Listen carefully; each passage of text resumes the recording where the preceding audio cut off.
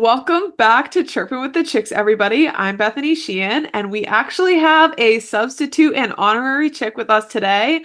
My good friend Solomon. Savannah is down for the count this week, so we have Solomon with us today. Solomon, What's going on, Bethany? So happy to be here.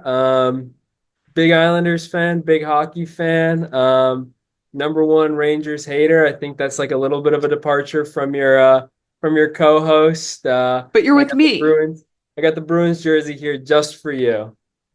I appreciate that. I really love that. And Solomon is also my go-to on all things goalie. So we're gonna start off actually talking about some of the goalie contracts we've got, and what it means that we're resetting the market for goalies now. So Solomon, why don't you take it away? Yeah, so a lot of big contracts being handed out. The Swayman thing was happening. We've got, reports that Shesterkin really wants to get paid. And the Islanders, we handled this I think it was last season, but we gave Ilya Sorokin $8.25 million a year. And you know, the organization has a lot of faith in him, a lot of trust in him. He just has to stay healthy, stay out of his head, and he can backstop some really impressive games. Really keep us in it, keep us in the playoff hunt. Yeah, Yeah, and he's been excellent for the past, as many years as he's been with the Isles. So, yeah, that's really he's really fun to watch. And they have mm, a good tandem there anyways. So that's also really excellent. Obviously, Ottinger got that 8.25 million a year as well. Like you said, Swayman, and we've been seeing Swayman play, and he's making some crazy stops. And I think he had a crazy one against Utah the other night, which was really fun. Just like he was jumping around there. I'm like, I'm glad he's doing what he needs to do. He's showing that he deserves it at this point, which is really nice. And then we've got Shesterkin. So, that's been crazy. Do you have any comments on that one? Um, well, back to the swimming thing really quickly. I just want to say, did you see that joke, that meme after the first game with Corpusalo? And they were like, well, if he held out for another week, he would have gotten an extra $1 million. So much more money. Because the first game, That's I mean, first of funny. all, opener and against the Panthers, it was going to be rough to begin with. And then he was not stopping like anything. And like, I mean, as a Bruins fan, we're used to the Ullmark Swayman tandem, and they're both Yeah. really great. And now it's like, Mhm. okay, like now we've got this number one guy, like obviously a number one guy. I mean, Yeah. Korpisalo did okay, like in the last game he played, but against the Panthers, it was kind of rough to watch. And I'm glad the Bruins signed Swayman like Yeah. before that, but also I don't think they were gonna give him too much more. Maybe he would have made it up to 8.5, but who knows? But Shesterkin's contract is that deal is crazy. I mean, it was like a bigger contract than the Carey Price deal with the Canadians, and I mean, 11 million a year, that just seems, I mean, that's kind of what, Swayman was rumored to have asked for as well. Yeah. At least Shesterkin was like a number one goalie to begin with. So I don't know. Yeah, the biggest thing I have is, obviously like the Rangers are, I wish they weren't, but they're a contender, and I think, they've got a good shot pretty much, any year. I think it's interesting he's not looking to take that team-friendly deal, even if he said something like, well, give me like 9.5 or something. No, like he really wants, that more. And I wonder if, the Rangers front office is kind of thinking, it's probably our best bet. Because Quick's been decent, but Quick's old. And I don't think he can really be counted on to like backstop a deep playoff run, 25 plus games.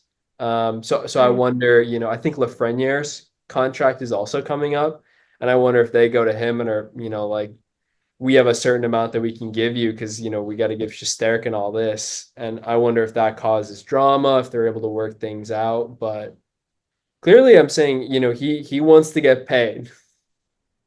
Yeah, and he deserves to get paid, but whether I think he deserves to get 11 million a year, I don't know about that one. I think like we said, we've been resetting the goalie market. I think, getting into the eights is like pretty good. Getting into the nines, I think, would be excellent for him. But 11, and then considering all the other good players you want to have backing you up, like if it's just the goaltending and you can't afford, Panarin or Zibanejad or someone else, like you're getting rid of some top forwards who would have that scoring potential. That could potentially tank them as a team, and I'm not against that. But I just think that there's stuff that, as a goalie, you should take into account when looking at your contract as well. Like you said, team friendly, and that might not be the case. But we'll move on to goalie injuries. And my first comment is already, I mean, you come on, like it's the first, week or two into regular season. We had Lincoln's day to day with an upper body. Looks like he's coming back this week. We got Kemper out with a lower body. Allmark day to day with a strain. Wall is out with a lower body, which Joseph Wall is like he's kind of injury prone as it is. And then Demko's been on injury reserve, and we knew about Gibson with his like surgery, so hopefully he'll be back as well. But like I think it's crazy that like I mean I'm not surprised about Olmark as much because he's now that number one goalie. He's not splitting that time with Swayman. Maybe that's part of the issue there. But these other guys like going day to day, it's concerning. It's very concerning to me. Yeah, Sorokin actually, so he missed our training camp and I think most of our preseason. Lou Lamoriello, he does not like to disclose much, but I think they said it was like, some lower back injury. Actually, the rumor around the Islanders fan base is that some like Islanders athletic trainer was telling Sorokin to like deadlift or something up his lower back. So then Lou like sacked everybody in the department. I wouldn't put it past him, but I definitely like we're not giving Sorokin a ton of starts right now. Probably trying to ease him back into the season. You just really don't want that goaltender who is really good, and you're paying a lot of money, but is prone to injuries. That's tough. Yeah, and I think Joseph Wall is like the perfect example of that. I mean, the Leafs are a stacked team, but you've got like a goalie who, is pretty injury prone, and then your backup Stolars, which I mean, he's been doing okay. But he's holding his own, but like how long can he do that? Obviously, Demko is a big concern. I mentioned the goaltending in Vancouver when we started the season because, it was rumored that he was going to play with this, injured knee that he Yeah, injured during the playoffs last year, and he's still not back. He's on injured reserve. He's yeah. showing up to games and stuff and like practices, but he's like not on the ice. He's just like chilling in sweatpants on the sidelines. It's like, that's fine, like whatever. But, these young guys, I think Shelov's he's got like a tough year ahead of him if we don't see Demko come back, I think. A lot of pressure on him. And I think there's also something to, be considered when it's like, when are you bringing up a goalie too early? When are you, like placing all that responsibility on them? I think there was a lot of concern in Calgary with like Dustin Wolf, like, is the team, placing too much, focus on him? Or are they giving him too many starts? Because, last year, when Calgary was, kind of towards the end of the season, they were giving Dustin Wolf a lot of starts and he was kind of doing so-so, and I think people were worried that was going to hinder his development. Yeah, and the young goalies, I mean, they're going to start having to step up, I think. Like obviously some of these older guys are going out. And I think, Lucas Dostal coming in for Gibson as well. Yeah, I think that should be an interesting one. I mean, I know for like Lincolns, they have Tarasov, but they also pulled Jet Greaves up from the AHL. The Cleveland Monsters went to the AHL like championship last year, and he was pretty good there. So he could be, they got to start like giving him some NHL time, I feel like. But I mean, whereas Lincoln's last year was on and off injured. Tarasov's okay. Like, give Greaves some time too. I mean, I feel like this is the year for CBJ to do that. They've already got so many big pieces injured. Like, you Uh, might as well just give him a little bit more ice time, have a third goalie, something like that. yeah, I'm honestly kind of surprised that Columbus Blue Jackets didn't make, a play for a really good goalie. Obviously they had some cap space freed up and, you know, um, I'm really kind of surprised they didn't make that play. But I'm saying they could be heading into the trade deadline with that, kind of idea that they've just got so much cap space to work with. Yeah, I think they'll definitely keep that in mind. And I think they obviously are short on forwards as well, so they have to keep that in mind too. But I think they could look into that. I mean, there were rumors about them going after Swayman, so I mean, they could be looking for a goalie.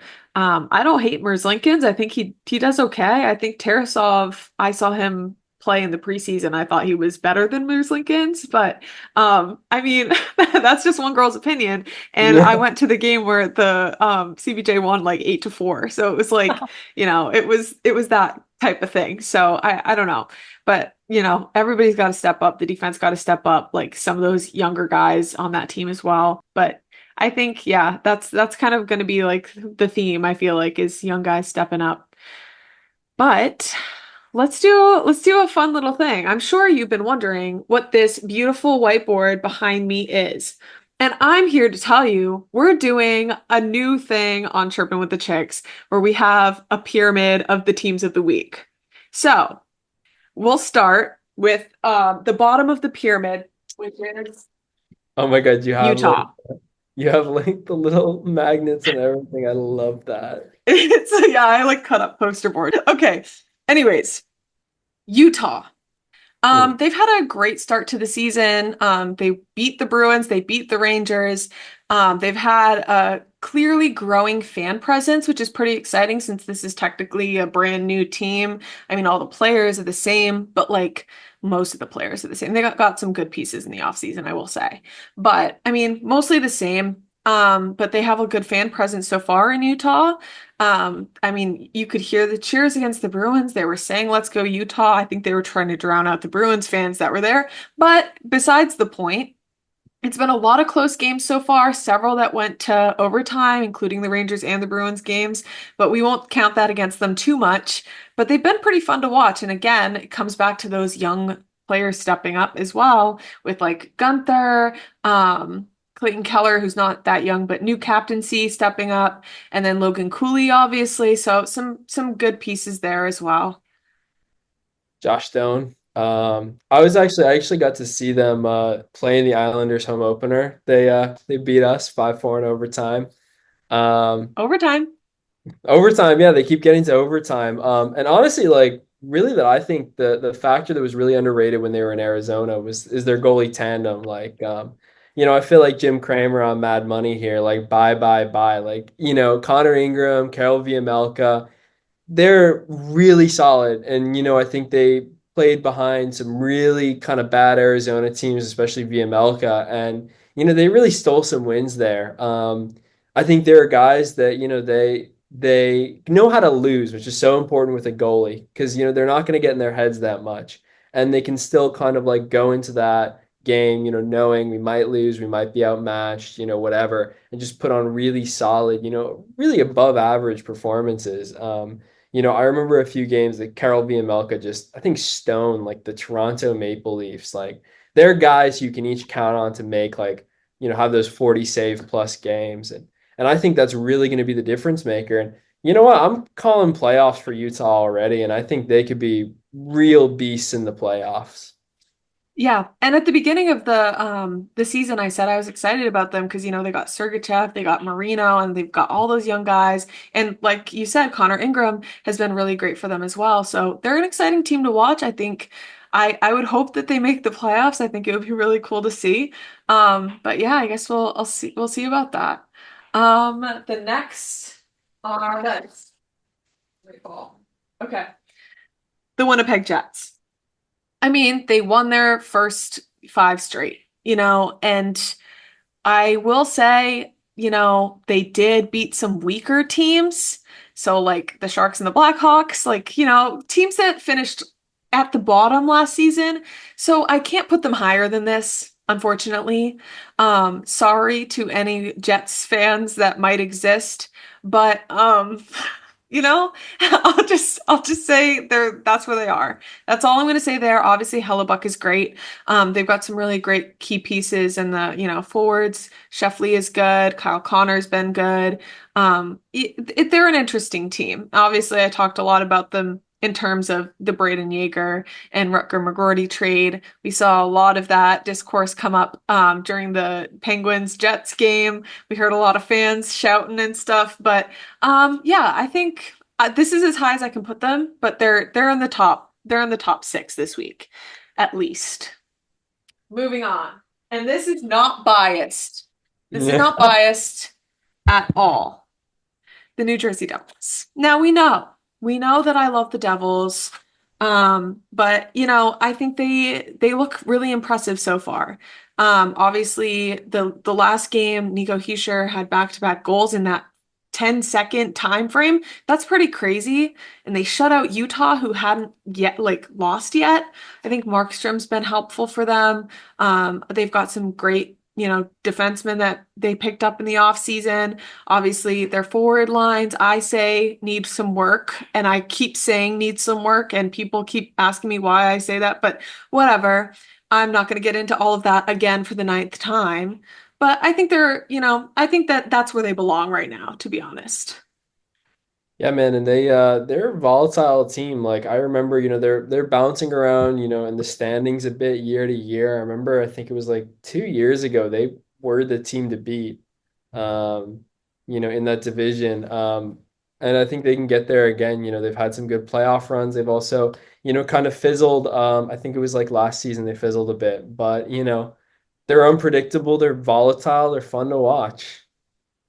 Yeah, I agree. Last season they did not do what they were supposed to do. I think a lot of that I'm blaming the injuries that they faced throughout the season. A lot of injuries. It was really bad. For at one point it was like the entire AHL roster was playing for the Devils, and that was, not great.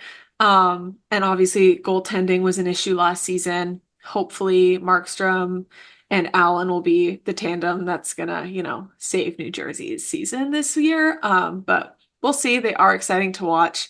Obviously, Seamus Casey, he did get sent down to the AHL today, which I was kind of sad about. But it looks like Luke Hughes is coming back and Pesky, so it should be an interesting combo there if they play together. I don't know if they'll both be back within the next couple weeks, but Casey's gone down. So that's a little sad. But next on the list, I know we're gonna hate this.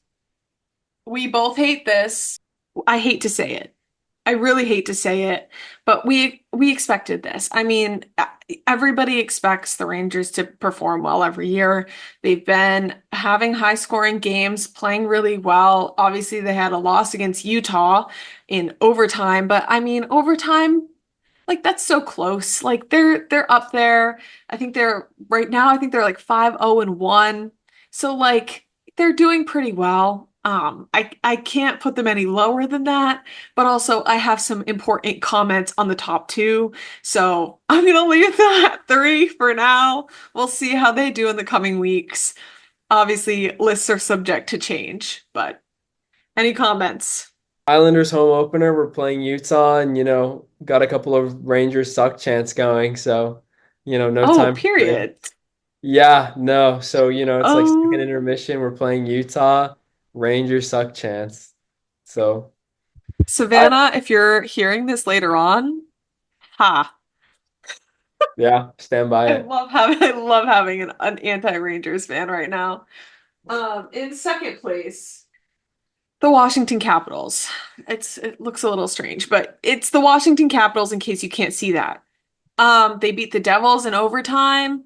The other night they broke the Stars winning streak and they beat Vegas. I mean, they've had a couple really important wins against teams who had been doing pretty well until they faced the Capitals. Obviously, they lost to the Devils in the home opener, which I was at, and I was extremely annoying to all the Capitals fans surrounding me. But you know, they beat the Devils in OT. I'll give them that, and I'll say that that's, they've been playing pretty well. Tom Wilson obviously scored in 4 consecutive games, which is pretty impressive. I think it's very exciting. I hope they make the playoffs so I can go to a playoff game. That's all I have to say there. And then at the top, Dallas, and I'm gonna put this down after. Dallas. Strong start. Obviously, they lost to the Capitals, but I mean, like Ettinger didn't play that game, so like I don't know if that counts. So I'm not counting it against them because besides that, they were 5-0. So like that's fine. Some disappointments this season so far. Where do we start? Do you want to start? Let's start with Nashville, man. And you know, I kind of haven't been paying as much attention to Nashville, but yikes, man. What a start to the season. They just have not been winning games. And I think it's crazy because Jose Saros has been putting up great numbers. He's been doing a great job. And yet they're just finding ways to lose games. Kind of like I think they got Stamkos over the summer, and I kind of like did not have. I was kind of negative on that trade. You know, he's an older guy. I think well, he was on like the third line in Tampa. You know, I don't think you're getting some sort of world beater here. I kind of get like what Barry Trotz is trying to do. You know, have that like veteran responsibility. It's an older team for sure. You know, Barry Trotz was in on Long Island for a while, and you know, he also assembled an older veteran team, and you know that helped us get to the playoffs. But there were also some, you know, pretty rough regular season moments, and I feel like Nashville's probably experiencing that as well. Yeah, and I mean, having no points yet this season, like, I mean, that's sad. Like, they're the only team left, I think. So it's like that kind of sucks. And I think I might have jinxed them because I did expect them to be top of their conference, top of their division at the beginning of the season. And because of those trades over the summer, like Stamkos, Marchessault, and Brady Shea, I thought like at least between those three, like, one would be good or like somebody would help them out, but it looks like it's not panning out the way they wanted it to, and that kind of sucks because, they were expected to be such a good team. Um, but let's move on to the Avs, Colorado.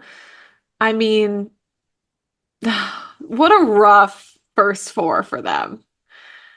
They lost their first four games, including against the Blue Jackets, and then they beat the Ducks, which is not that big of a feat, in my opinion. I mean, we saw, I'm basing a lot of this off of how teams performed at the end of last season. But, like kind of you're losing to a team that was pretty much bottom of the barrel last season, and then you beat another bottom of the barrel team. Like, I don't know. And I'm wondering if there's goalie issues there. What do you think?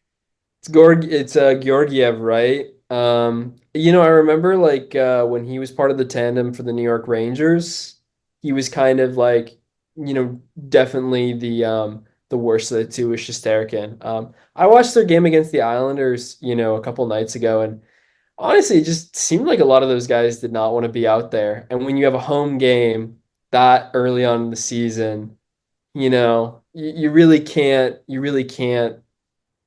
be kind of like so sluggish. So, you know, just kind of like not really winning those battles, like engaging in those, you know, fights. And you know, with Georgiev, like, you know, the saying with goalies is you have it until you don't. And I don't know if it's just like a slump for him, if he's just kind of, you know, never was that good to begin with.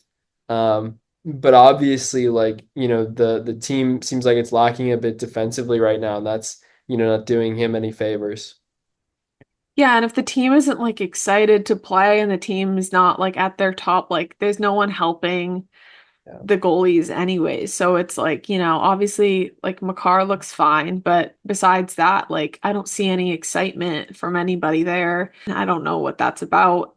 Obviously, like maybe you're mad you didn't win last year, but like I mean, Yeah. this is a new season, so I don't think that would be it. They won the cup, and it's like I think, you know, for a lot of them, it's like, you know, they're not a dynasty team like Tampa. You know, I don't think that I think that probably a lot of the players are kind of thinking about themselves now more. All right, got the cup ring, you know, time to get paid. What, you know, what's best for me? Like, you know, what am I doing here? I'm sure some of them feel like they should, you know, be a little, you know, I'm sure some of them feel a little entitled. I'm sure some of them just kind of want to get paid, you know, and then And then, there I'm sure some guys who are really, still into the team. Like I think McCarr is a great example. He seems really devastated after every loss, but it's like, McKinnon as well. But, is that the consensus in the locker room? Yeah, and if it's only like, the two, stars of the team right now that Yeah. are feeling that way, like they need to be the ones to engage everybody else and get everybody else excited and stuff. I mean, I know like I think Landeskog's still out, so like somebody's got to step up into that like captain, head honcho role, get everybody hyped up. And, obviously we saw that happen in the playoffs for the Oilers last year. Yeah. And moving into the Oilers, they have also been a disappointment. I mean, three losses to start the season, including one against the Blackhawks. Like, I mean, everybody expected them to be good, be at their top, but unfortunately, doesn't look like it's been the case. I mentioned at the beginning of the season that, Stuart Skinner and like all the defensemen needed to be at the top of their game for them to be successful. We don't want to see them have what they had last season where they, started off really weak and had to come back in the second half of the year. Like that's not something I want to see from the Oilers this season, but that's like what it looks like we're trending towards at this point. Yeah. Yeah, and some of us still remember the whole Jack Campbell fiasco, and I have actually a lot of respect for my respect for the Edmonton Oilers has been going up because I think at the beginning of last season, I kind of didn't like McDavid, kind of didn't like the Oilers, but the organization really admitted, you know what, we don't, Jack Campbell is not the guy we need him to be. We're sending him down to the AHL. I think Skinner, stepped up in a major way, especially in the playoffs.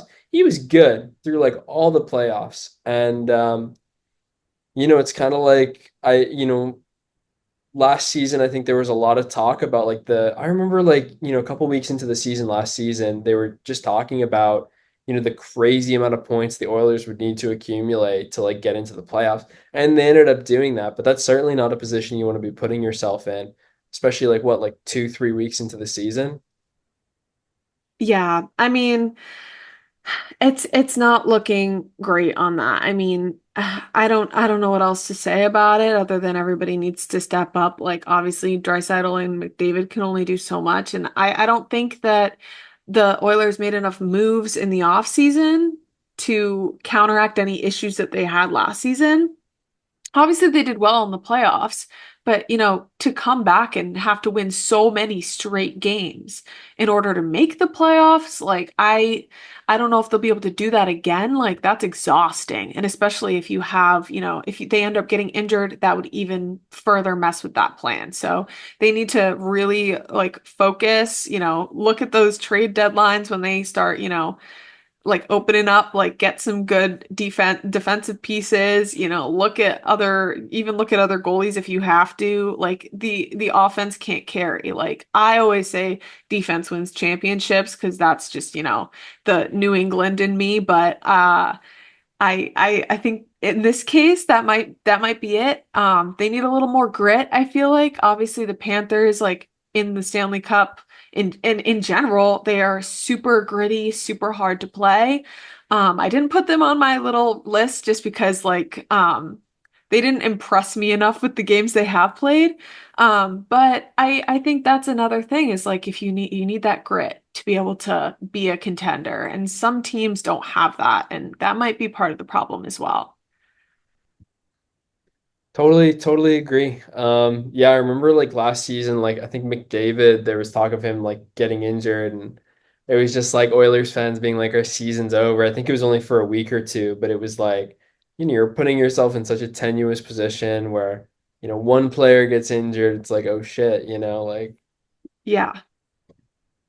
And Draisaitl stepped up, I think, yeah. during that time frame, but everybody was, talking about that a lot. And I mean, like you said, you can't be putting yourself in that position, and you have to make sure you have people on your team who can protect your big players from getting injured like that, which is, that's that's kind of what the shtick is for a lot of these other teams. It's kind of, we're seeing that with the Rangers, we're seeing that with, the Panthers, even with like the Canadians, which we talked about, like Arbor Jackeye fighting people.